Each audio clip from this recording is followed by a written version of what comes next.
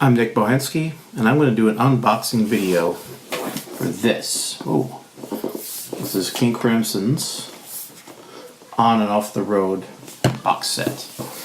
Now, I have been a King Crimson fan probably since the early 80s, buying the first album, Discipline. I really got to get into them in the 90s, and I was really excited recently by all of the Steven Wilson remixes of all the albums. A bit late to the party perhaps, since they've been around for maybe 6, 7, 8 years. And I decided to buy a lot of them, but unfortunately, when I was looking for them, Discipline was sold out. So I was starting to look around and I said, well, I could buy the box set. It has all three. That's Discipline, Beat, and Theory of a Perfect Pair. And why not get them? So I bought the box set.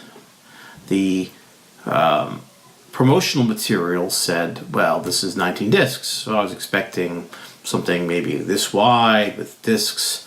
Wasn't really expecting this. This is like an album.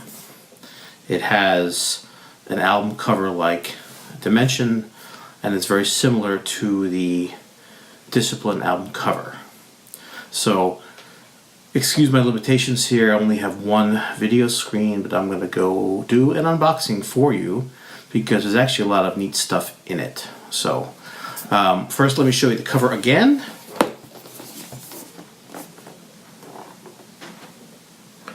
And here's the back side, which has a list of all the stuff. You may be able to zoom in and see all of it.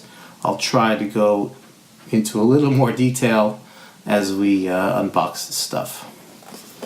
So you open the box, and the first thing that I saw, which I thought was really interesting, was this.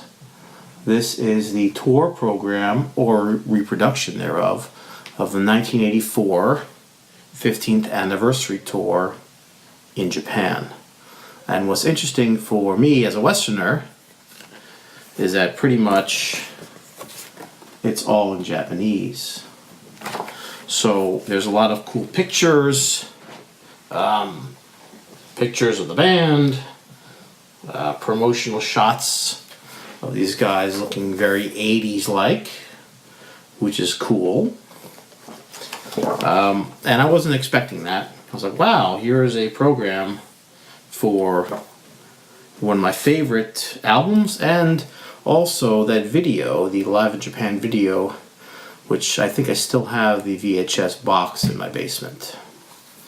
The other thing that I noticed later on was on the inside of the box is this. Another picture of them in red. Pretty cool. So then as I go through the stuff that's in the box, I see this. Looks like a piece of paper. And look, it's a tour program. So this tour program is in here as well. And lo and behold, another tour program. This one, special guest John Anderson. That's pretty cool, from 1982. I'm not sure what this one special guest is. It's just Support Act. Looks like it's in the Netherlands, which is a pretty classic place for prog rock, I must say. And then I thought, wow, another tour brochure, but it's not. It's a folder of stuff. Folder of stuff. The folder of stuff has, on the left side, looks like some printed material. It's called The State of Absurdity Part 4. Amazingly reproduced, typewritten with hand notes. Not quite sure what it is because I haven't read it. Next to that, or behind that rather, is a tour listing of King Crimson. So it has an itinerary. It has some promotional materials. Again, I haven't read it because, you can't really see it because I just got it. This looks to be about Beat. Oh no, there's Discipline here. There is some news. There is King Crimson Beat. There is some writings from Robert Fripp. I thought that was really interesting. On the right hand, there's reproductions of all kinds of neat stuff. So this looks to be a classic Ticketmaster ticket. I think that's pretty cool. Here is another ticket from an Illinois show. This Ticketmaster ticket looks a lot like the ones that I bought when I was going to see shows. I live in New Jersey, so I've got lots of shows that have this style of ticket. And there's a handful of other stuff. Let me see if I can get it all out. Here it looks like another ticket. Here looks to be Roxy Music, King Crimson. That's pretty cool. Here is another type of ticket with the Discipline color and the Discipline logo. Ooh, 610 after show access. Backstage pass. Now I think these are all reproductions, but nevertheless, it's pretty cool that they decided to do this. Reminds me a little bit of the stuff that was purported to be in the Steven Wilson Hand Cannot Erase box set. Very well done. Here is a reproduction of a handwritten set list. The set list appears a lot, or in various forms a lot, in the box set for the live material. Here is another, it's a program, reproduction perhaps, of the Mann Music Center gig. Pretty cool. Some ads on it. Classic promotional shot. Very 80s looking.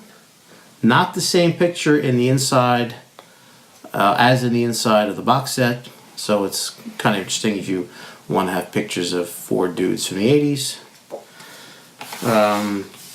There's another reproduction of an open invitation from Robert Fripp, so that's kind of cool.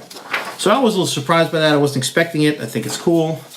But the main reason I got it was for the music, so let's kind of get into that. Actually, no, wait a minute. We can't get into that because the first real thing is this booklet that's also behind all that stuff. It has lots of photos and words. Again, I haven't read the words because I haven't the time, and I'm also don't want to give away all the secrets in case you want it. There's good old Bob Fripp himself. Looks like he's almost smiling in this picture, which is kind of interesting. Really pretty awesome, pretty high quality.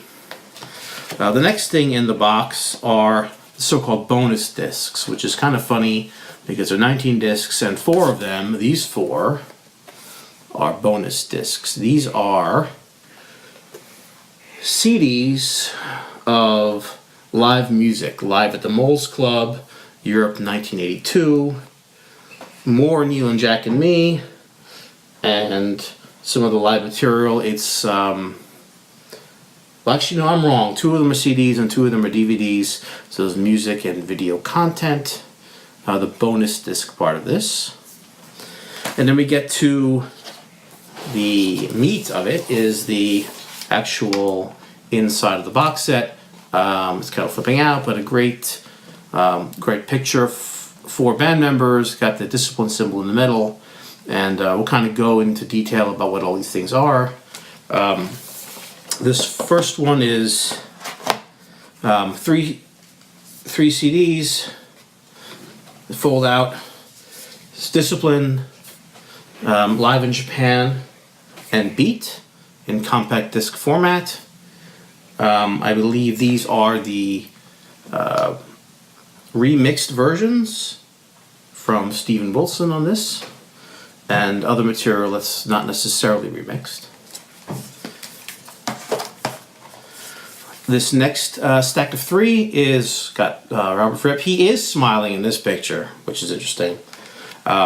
Also, folds out, there's Live at Alabama Holla, which is not Alabama, it's somewhere in Germany, I believe. This disc called Fragmented, which I'm not quite sure what that is. And 3 of a Perfect Pair in this. Hidden underneath is what I consider the treasure of it, is the Blu-ray of Discipline, Beat, and Three of a Perfect Pair. These have the stereo mixes and the 5.1 surround mixes that were done, I believe, in 2009, 2010 by Steven Wilson. These mixes are amazing sounding. I have not had a chance to listen to the surround mixes, but if they're anything like the stereo mixes, then it's probably pretty amazing. So then we get to this, I guess, third set. It's called Absent Lovers. It's disc 7, I guess. Absent Lovers 2 is disc 8. And Are You Recording Gary? More live material and outtake material. And then the final disc here is a DVD audio of Discipline, Beat, Three of a Perfect Pair. Also includes Old Grey Whistle Test, the Live at Frejus material, and the Live in Japan material that I, as a younger man, watched constantly. So that's pretty much all of this box set. I believe it is a near complete set of all of the recorded material that King Crimson has made, both, as it says, on and off the road. And it's pretty awesome. I mean, I'm not normally into box sets, but I can see the appeal of them now, seeing this packaging and the stuff that's included in something like this. When they're really well done, then it's worth it. I paid around $100 for it, including shipping. That may seem a little bit pricey, but you know, buying the individual remixes, that was going to be $15 a pop. So you're halfway there with that and everything else. So considering you can't get it, I think it's a pretty cool deal. Also, it's a great package. And may lead me to spend more money on other similar box sets. And as I box this thing up, I will again show the inside picture of these 4 handsome 80s prog rock gentlemen, and then a final closing shot of the cover. Thanks for watching, and I hope you enjoyed this, and I would recommend buying it.